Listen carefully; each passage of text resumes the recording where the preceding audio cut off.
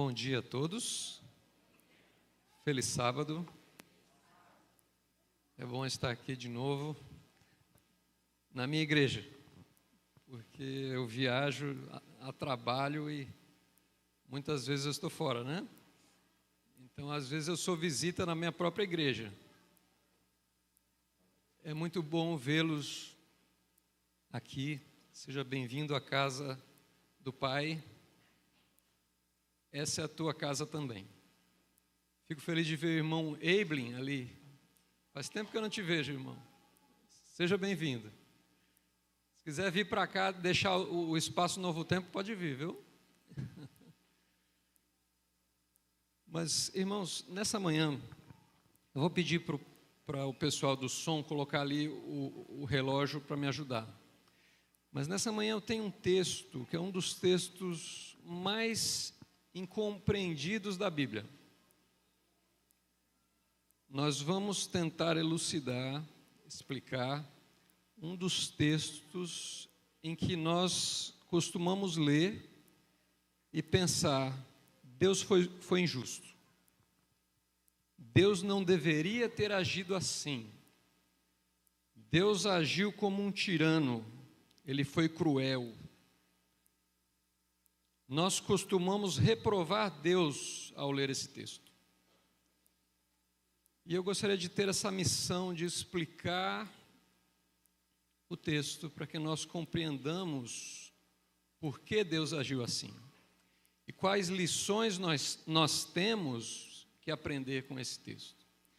E antes de abrir a nossa Bíblia, vamos pedir a presença do Espírito Santo conosco. Oremos. Querido Pai, nós vamos abrir a Tua Palavra agora. E nós queremos que o Teu Espírito Santo nos ajude a compreender, a entender e a aplicar essa mensagem em nossa vida, que nós te pedimos em nome de Jesus. Amém. Vamos abrir a nossa Bíblia em 2 Samuel, capítulo 6. Você vai identificar a história, provavelmente.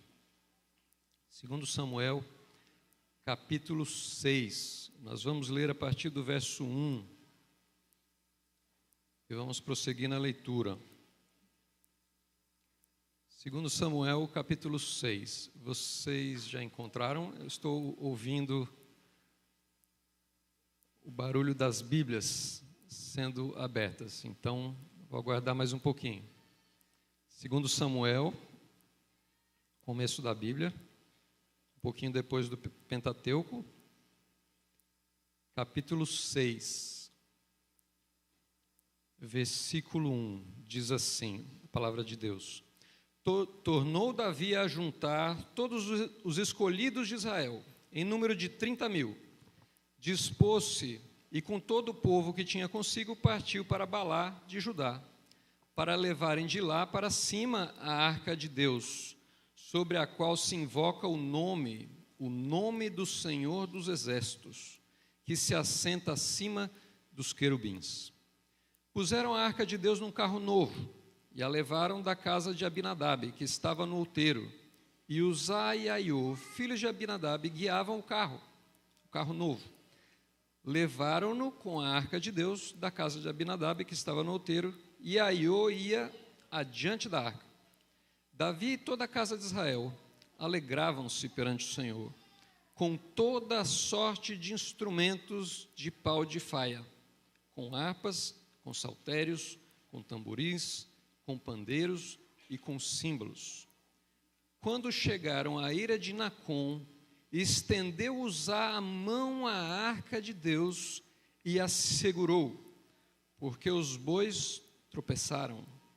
Então a ira do Senhor se acendeu contra Uzá, e Deus o feriu ali por essa irreverência, e morreu ali, junto à arca de Deus. Você entende esse texto? Você entende?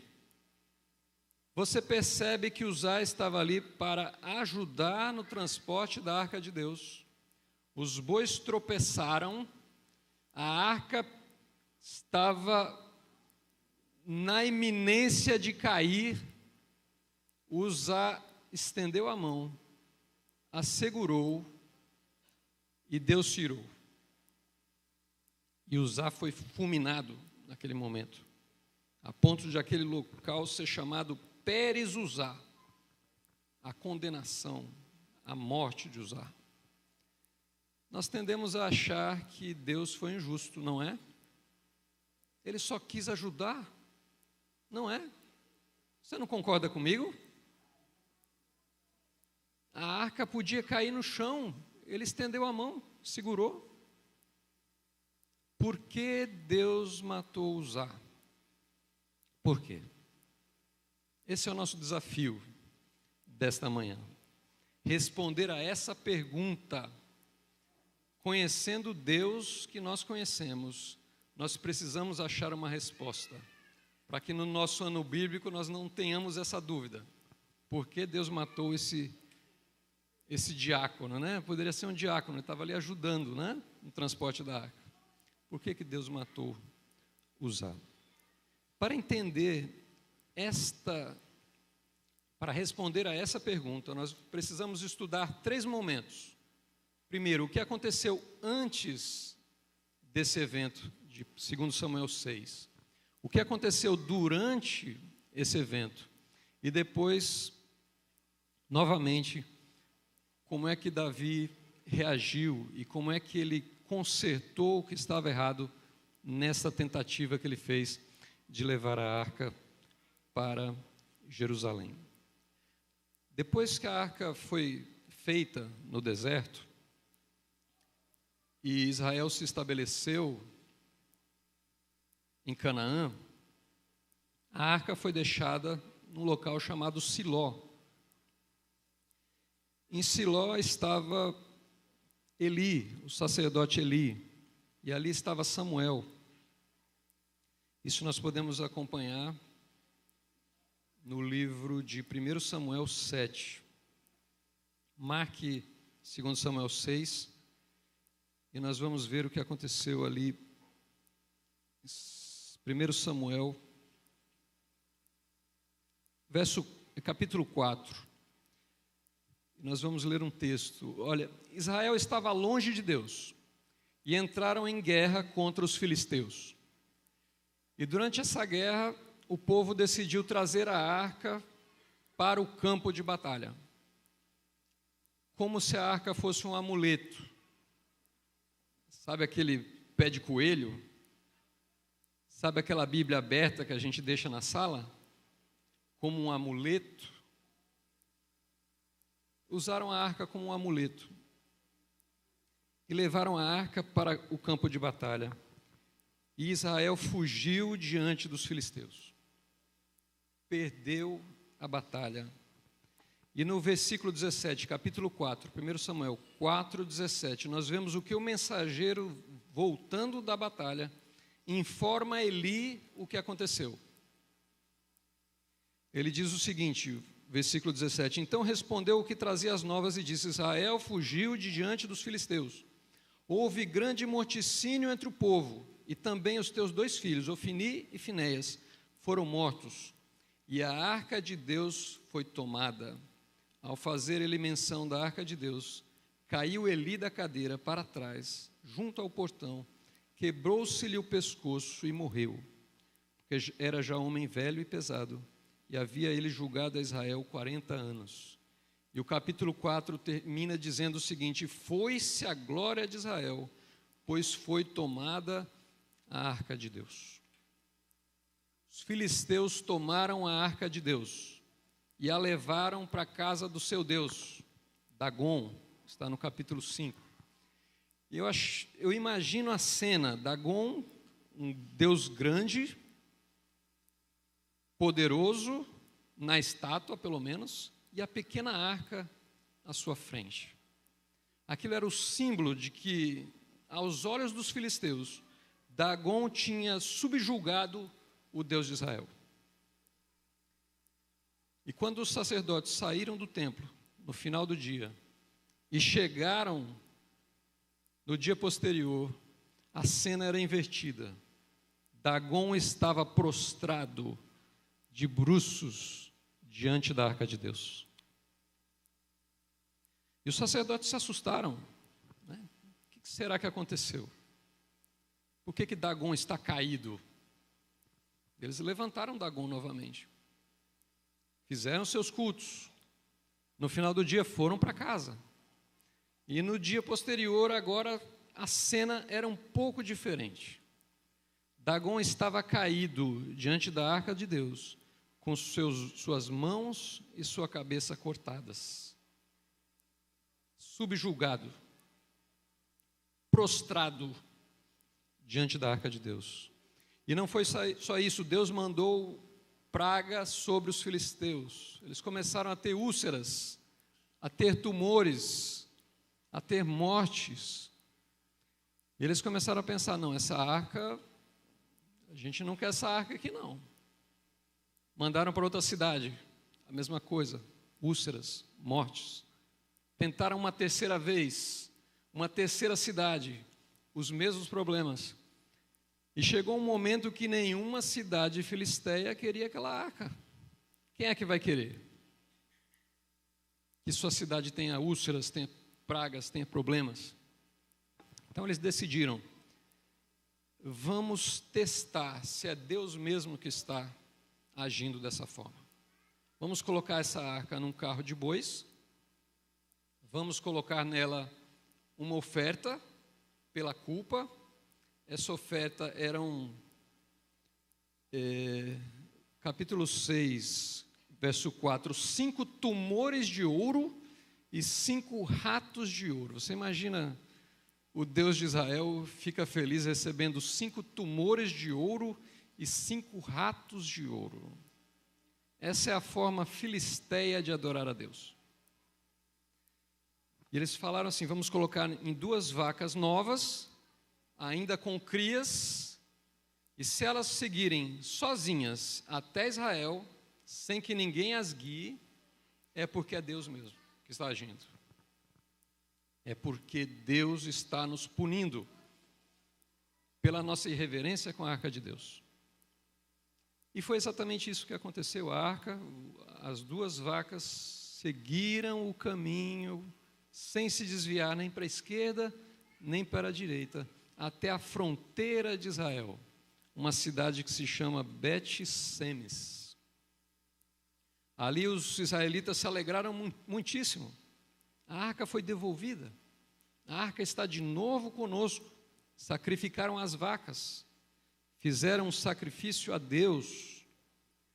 Mas eles fizeram algo no capítulo 6, verso 19, que nem os filisteus fizeram. Foram pior, mais baixo que os filisteus. E você vê o que aconteceu. Capítulo 6, verso 19. Feriu o Senhor os homens de Bet-Semes, porque olharam para dentro da arca do Senhor. Sim, feriu deles 70 homens. Então o povo chorou, porquanto o Senhor fizera tão grande morticínio entre eles. 70 homens. A arca é um objeto pequeno, 1,20 m, mais ou menos o tamanho desse púlpito. Você consegue imaginar que 70 homens olham para dentro da arca ao mesmo tempo? É possível 70 pessoas olharem para um objeto pequeno como esse ao mesmo tempo? Sabe o que Deus fez? Deus matou os 5 ou 10 que estavam olhando e todo o restante que estava ali reunido com o mesmo propósito e que aprovava aquela irreverência contra a arca de Deus. Todos. Numa cidade pequena como Bet-Semes, uma vila, calcula-se que pelo menos de cada família uma pessoa morreu. Foi grande o choro em Bet-Semes por essa morte. E eles enviaram a arca agora para uma outra cidade, um pouco maior, Kiriat-Jearim, e ali a arca foi colocada sob os cuidados de Abinadab. E foi ungido seu filho Eleazar para que guardasse a arca do Senhor. Os comentários adventistas dizem que Abinadab era um sacerdote de Deus. E Eleazar era aquele que foi ungido para cuidar, limpar, manter a arca. Eu imagino Uzá, filho de Abinadab. A arca ficou na casa deles durante 20 anos. Eu imagino Abinadab trazendo Uzá, ainda pequeno, dizendo: está vendo, meu filho? Aquela ali é a arca do Senhor. Ela veio para cá porque 70 homens de Bet-Semes ousaram olhar para dentro da arca, e o Senhor os puniu e os matou. Você acha que Uzá tinha respeito à arca de Deus? 20 anos ouvindo essa história? 20 anos aprendendo pelo respeito do seu pai, pelo respeito do seu irmão, o quão sagrada era a arca de Deus? Você acha que ele não tinha em si esse espírito de respeito? Mas agora nós vamos voltar ao nosso texto de 2 Samuel. E nós vamos perceber algumas coisas que Davi escolheu para levar a arca de Deus, que não são as mais corretas. Por exemplo, no verso 3 do capítulo 6 de 2 Samuel, diz assim: puseram a arca de Deus num carro novo. Irmãos, como é que Deus pediu que a arca fosse transportada?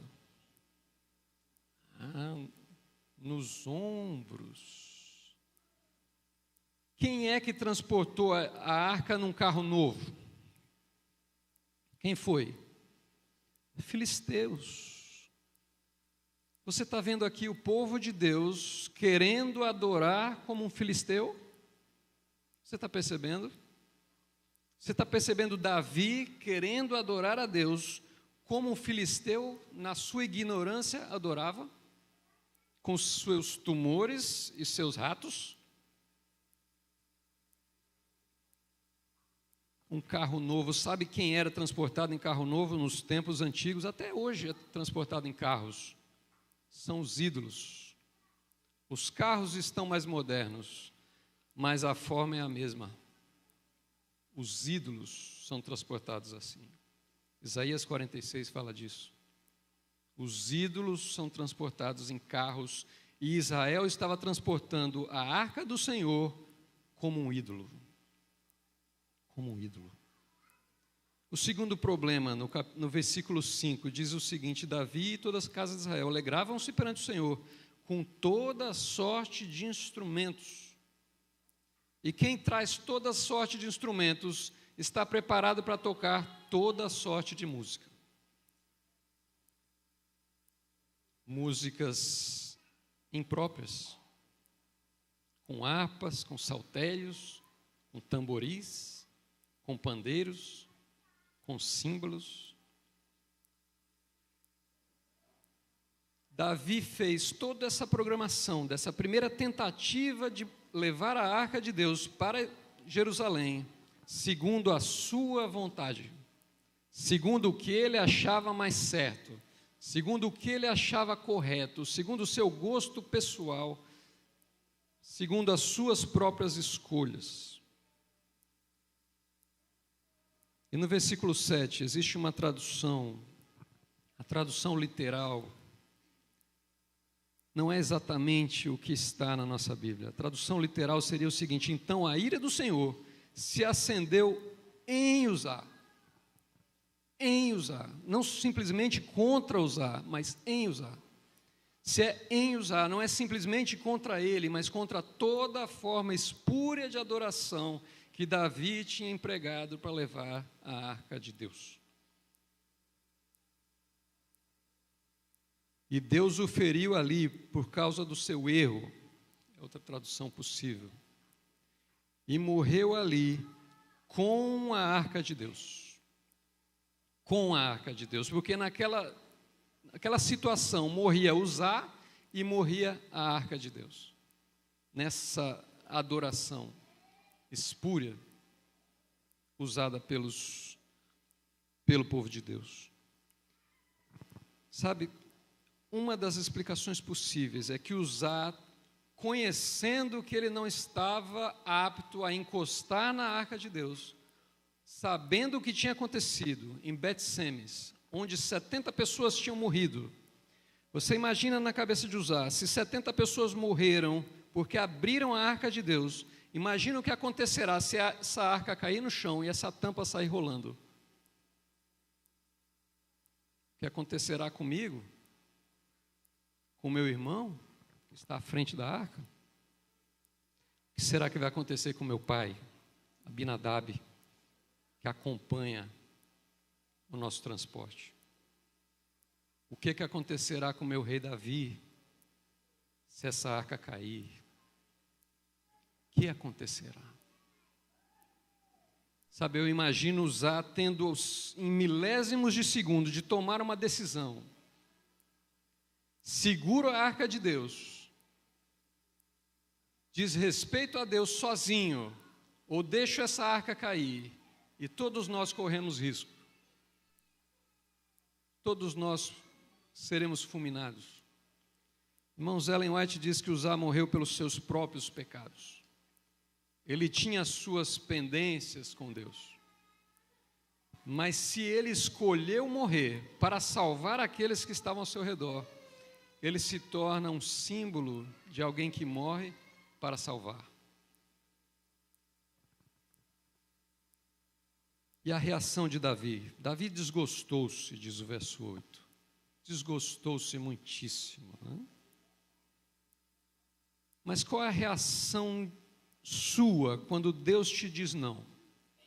Qual é a sua reação? O que acontece com você quando Deus rejeita a sua adoração? Rejeita a sua forma de louvar, de adorar a Deus? Sabe, existem duas reações possíveis. A primeira reação é a reação de Caim.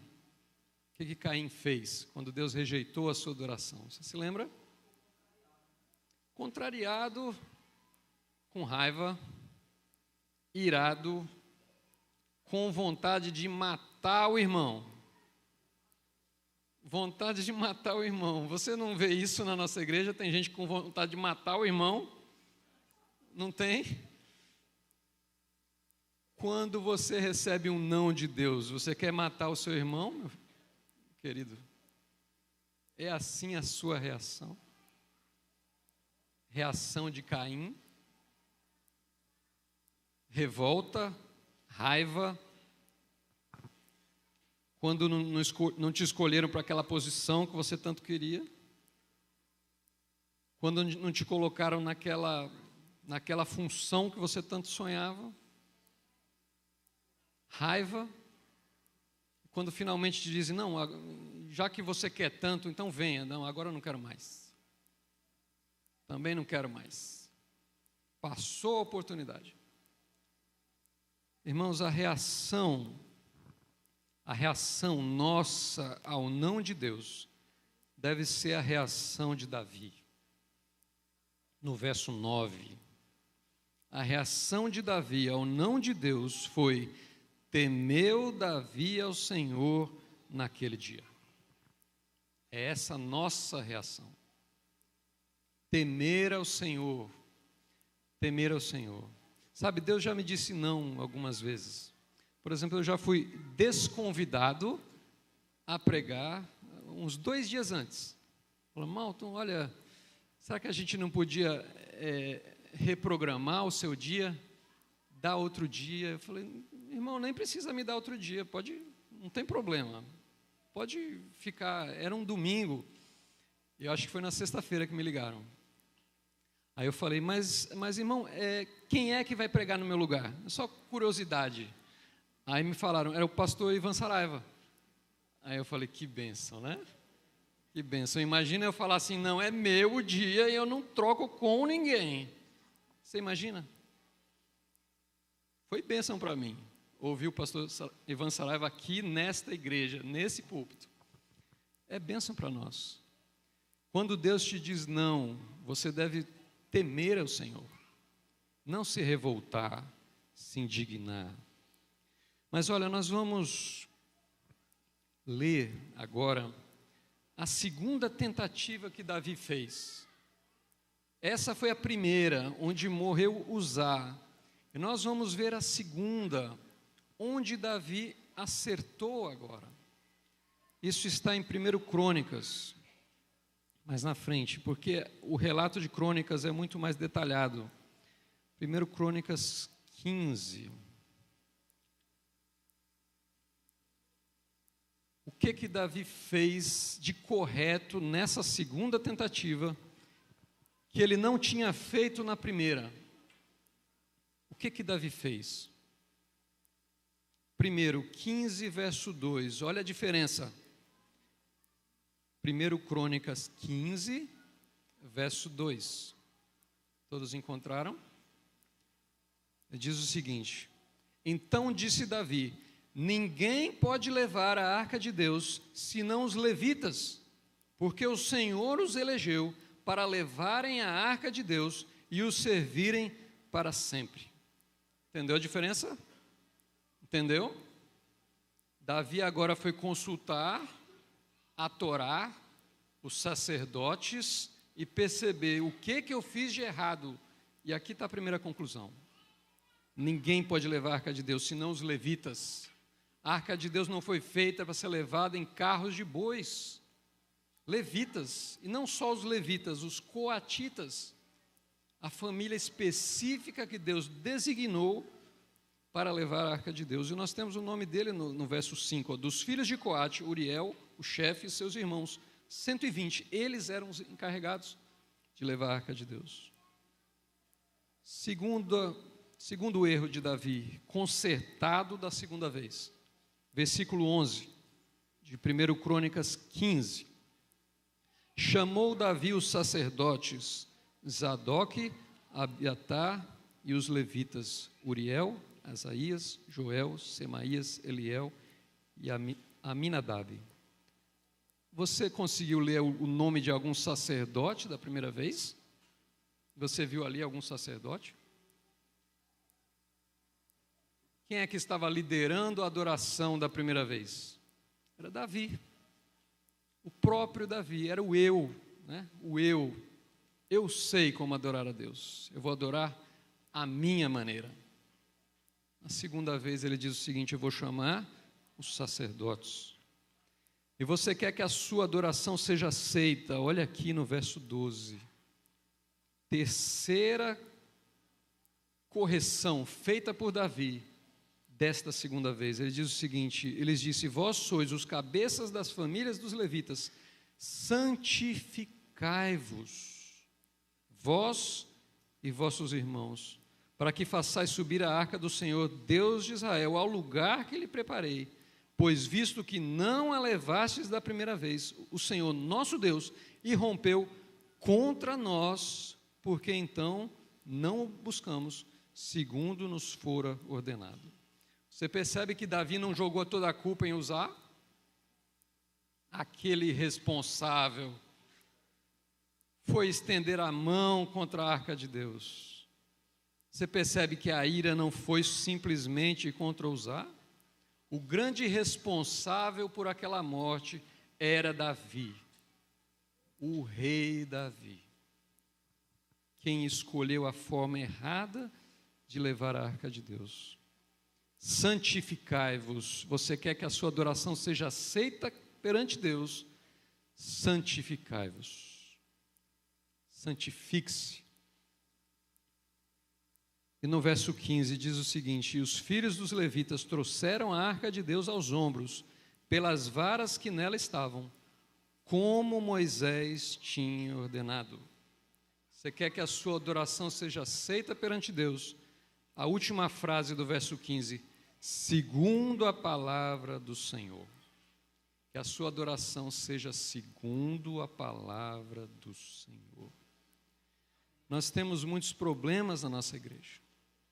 Os nossos problemas é que nós tentamos adorar a Deus como os filisteus. Nós olhamos para as igrejas lá de fora e diz, mas lá eles fazem assim, eu quero fazer assim também. O filisteu adora no carro de boi, eu quero o carro de boi também. Qual o problema? Qual o problema? Irmãos, nós temos problemas na nossa música, na nossa adoração. Temos casamentos, os nossos casamentos já tem baile, já tem banda, já tem dança, já tem todo tipo de problema, filisteus. Vontade de ser filisteu. Isso é vontade de levar a arca de Deus no carro de boi. Vontade de adorar da minha maneira, da maneira que eu quero, não da maneira que Deus quer. Sabe o que Deus fala para nós? Ele diz o seguinte, olha, você quer adorar como filisteu? Ele diz assim, vós, porém, sois raça eleita. Você não é filisteu, meu irmão. Sacerdócio real, nação santa, povo de propriedade exclusiva de Deus. Por que você quer adorar como um filisteu?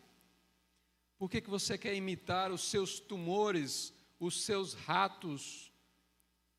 Por quê? A fim de proclamar-lhes as virtudes daquele que vos chamou das trevas para a sua maravilhosa luz. 1 Pedro 2, versículo 9. Você é nação santa, meu irmão. Você não está autorizado a adorar como um filisteu. E eu lhe pergunto, quantos filisteus foram mortos porque tocaram na arca? Você já pensou nisso? Eles tinham que tocar na arca. Como é que eles iam transportar a arca de um lado para o outro? Quantos filisteus foram mortos porque tocaram na arca? Quantos filisteus foram mortos porque transportaram a arca num carro de bois? O que você tem que aprender nessa história é que o padrão que Deus exige de você é muito e muito superior ao padrão que Ele exige dos filisteus. Você entende isso? Você entende? Que ser nação santa implica em responsabilidades? Adorando a um Deus santo, todo-poderoso? Irmãos, nós temos, eu já vi num casamento, existe uma música, existe uma ópera chamada O Fantasma da Ópera. E nessa história existe um anjo no teatro, é o anjo da música, o anjo da noite. E para a pessoa fazer sucesso, ela tem que ter a bênção do anjo da noite. Você já começa a imaginar o que isso significa, né?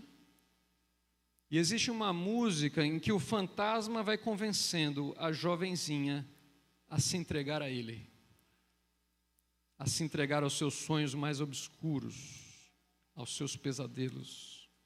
E eles vão entrando nas catacumbas do teatro para que ela se entregue a ele. Essa é a chamada música da noite. Essa música que tenta convencer a jovem e ela se convence a vender a sua alma ao diabo, essa música foi tocada dentro de uma igreja adventista. A música da noite, num casamento. Aí você começa a pensar, onde nós estamos? O que queremos nós? Somos nós o povo de propriedade exclusiva de Deus? Somos nós nação santa ou somos filisteus? Vivemos nós na santidade do Senhor, buscando a santidade do Senhor, ou vivemos tentando imitar as práticas do que o mundo tem de pior? Abrindo a arca algo que nem os filisteus fizeram, o povo de Deus fez. Sabe, a última comparação que eu gostaria que você fizesse entre a segunda vez em que Davi levou a arca para Jerusalém, que ele levou da maneira correta, perfeita, como Deus pediu, eu gostaria que você comparasse os instrumentos. 1 Crônicas 13, versículo 8. Você tem a lista dos instrumentos que Davi usou da primeira vez. Esses são os instrumentos da primeira vez, em que Uzá foi morto. Ele diz o seguinte, né? Harpas, alaúdes, tamboris, símbolos e trombetas. No capítulo 15, nós vamos ver alguns instrumentos. Por exemplo, no verso 16, tem alaúdes, harpas e símbolos. Esses foram mantidos. Por exemplo, o verso 19 diz símbolos de bronze. Verso 20, com alaúdes, voz de soprano. Verso 21, harpas, voz de baixo. Mas os instrumentos estão resumidos e colocados no versículo 28.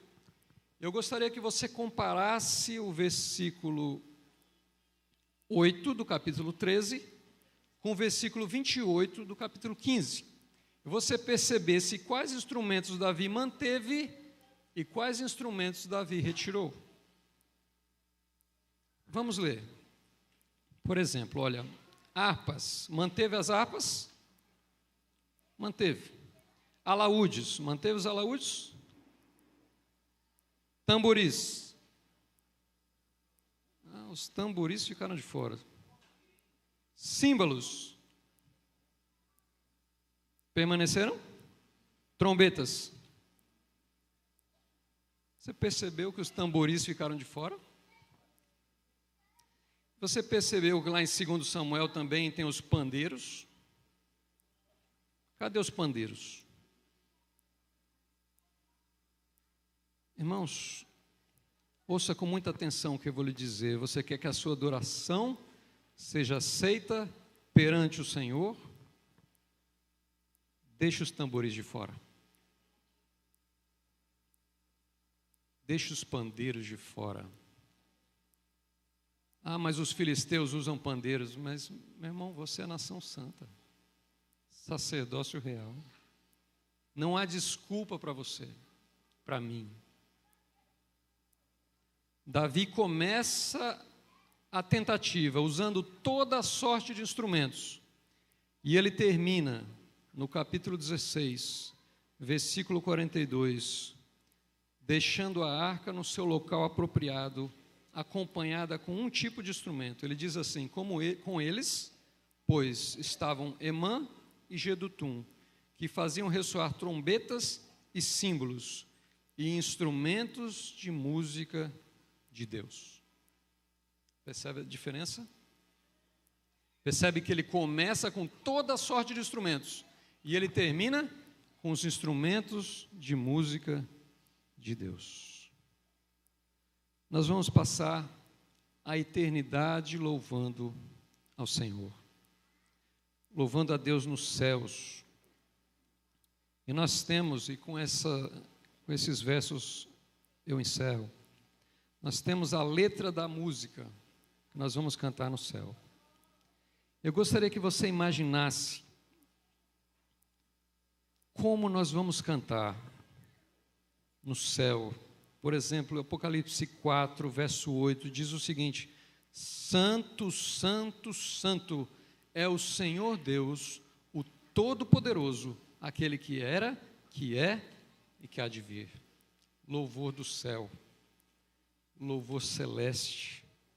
Capítulo 5, verso 12, diz o seguinte: digno é o Cordeiro que foi morto de receber o poder e riqueza e sabedoria e força e honra e glória e louvor. E o último texto que nós vamos ler, a letra de uma música que nós cantaremos no céu, está no verso 13, 5 verso 13, que diz o seguinte: aquele que está sentado no trono e ao Cordeiro, seja o louvor e a honra e a glória e o domínio pelos séculos dos séculos. Esse é o louvor santo, separado para Deus, dedicado a Ele, e que nós vamos louvar por toda a eternidade. E ao cantar essa última música, Santo, Santo, Santo, nosso cenário, medite e pense em que aspectos da sua vida você está querendo adorar como um filisteu. E decida adorar como o povo santo de Deus, porque é isso que Deus espera de você.